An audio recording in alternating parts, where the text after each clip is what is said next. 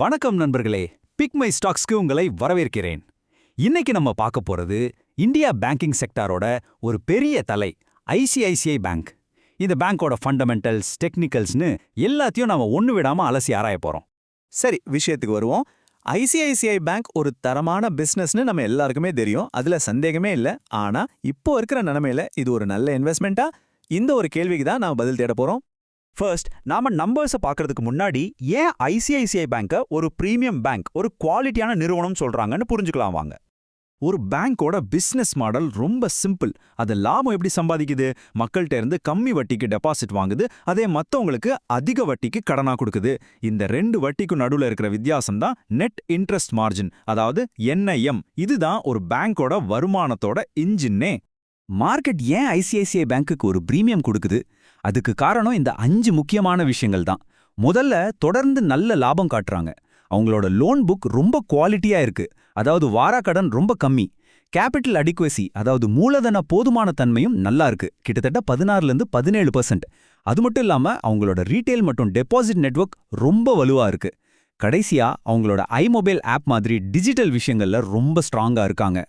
Okay, இந்த quality எல்லாம் ஒரு பக்கம் இருக்கட்டும். இப்போ இந்த கதையை ஓட வைக்கிற நம்பர்ஸ பத்தி பார்க்கலாம் வாங்க. இங்கே ஒரு முக்கியமான விஷயத்தை நீங்க கவனிக்கணும். ஒரு பக்கம் பேங்கோட லோன் growth, அதாவது கடன் வளர்ச்சி 11.5% இருக்கு. ஆனா இன்னொரு பக்கம் டெபாசிட் growth 9.2% தான் இருக்கு. இதுக்கு என்ன அர்த்தம்னா, அவங்க கடன் கொடுக்கிற வேகம் அவங்களுக்கு டெபாசிட் வர்ற வேகத்தை விட அதிகமா இருக்கு. இது நிச்சயமா அவங்க மார்ஜின்ல ஒரு சின்ன பிரஷரை உருவாக்க வாய்ப்பு இருக்கு. பாருங்க, இந்த கோட் எவ்வளோ அழகா சொல்லுதுன்னு.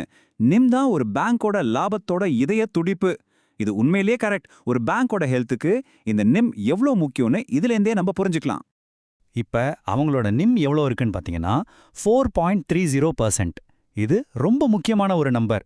ஏன்னா மார்க்கெட்ல இவ்வளோ அழுத்தம் இருந்தும் ஐசிஐசிஐ பேங்க் தன்னோட லாப விகிதத்தை நல்லா மெயின்டைன் பண்ணுதுன்னு இது காட்டுது. இது ஒரு பெரிய ப்ளஸ் பாயிண்ட். அடுத்து, ஒரு பங்குக்கான வருமானம், அதாவது EPS எப்படி இருக்குன்னு பார்க்கலாம். இங்க ஒரு பேலன்சிங் ஆக்ட் நடக்குது. ஒரு பக்கம் லோன் growth ஸ்டேபிளான நிம், ஃபீஸ் மூலமா வர்ற வருமானம் எல்லாம் வளர்ச்சியை தூண்டுது. ஆனா இன்னொரு பக்கம் ப்ரொவிஷன்ஸ் அதிகமாகிறதும் இயக்கச் செலவுகள் அதிகமாகிறதும் வளர்ச்சியை கொஞ்சம் பின்னுக்கு இழுக்குது. அதனால மார்க்கெட் என்ன எதிர்பார்க்குதுன்னா, ஒரு 10% அளவுக்கு வருடாந்திர EPS வளர்ச்சி இருக்கும்னு கணிக்கிறாங்க. இதுல என்ன தெரியுது? இது திடீர்னு பெரிய வளர்ச்சி காட்ட போற ஸ்டாக் இல்ல. இது ஒரு ஸ்டெடியான, நீண்ட காலத்துக்கு சீரா வளரக்கூடிய ஒரு காம்பவுண்டர் ஸ்டாக். சரி, இப்ப நாம ரொம்ப முக்கியமான ஒரு பகுதிக்கு வந்திருக்கோம், வேல்யூவேஷன். இந்த ஸ்டாக் விலை குறைவா இருக்கா இல்ல அதிகமா இருக்கா? வாங்க பார்க்கலாம். ஒன்னு மட்டும் தெளிவா சொல்லிடுறேன், ஐசிஐசிஐ பேங்க் ஸ்டாக் ஒரு சீப்பான ஸ்டாக் கிடையாது. இது எப்பவுமே ஒரு பிரீமியத்துல தான் ட்ரேட் ஆகும்.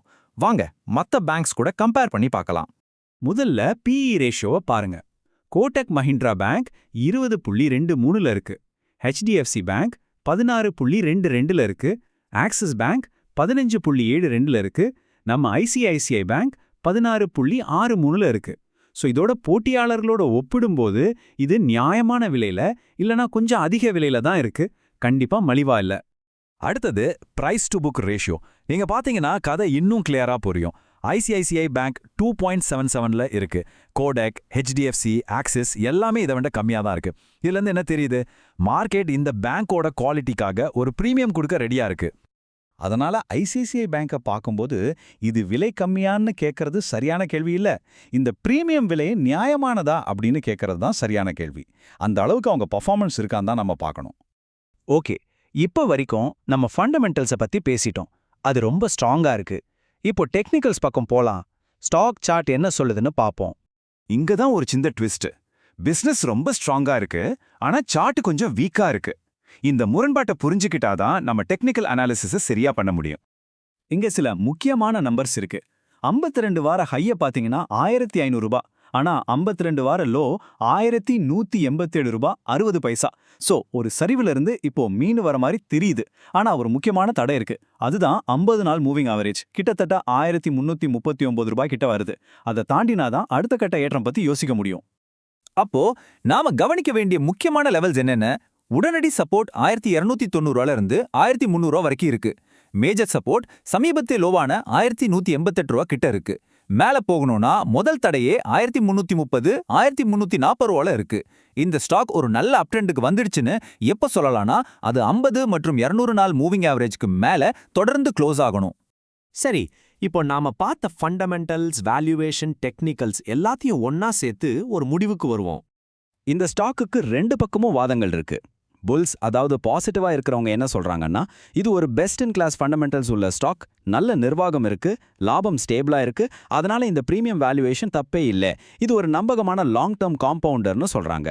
ஆனா பியர்ஸ், அதாவது நெகட்டிவா பார்க்கறவங்க என்ன சொல்றாங்கன்னா, நிம்ல பிரஷர் இருக்கு, வருமான வளர்ச்சி குறையுது, டெக்னிக்கல் சார்ட்டும் வீக்கா இருக்கு, அதனால இப்போதைக்கு பெரிய ஏற்றம் இருக்காதுன்னு சொல்றாங்க.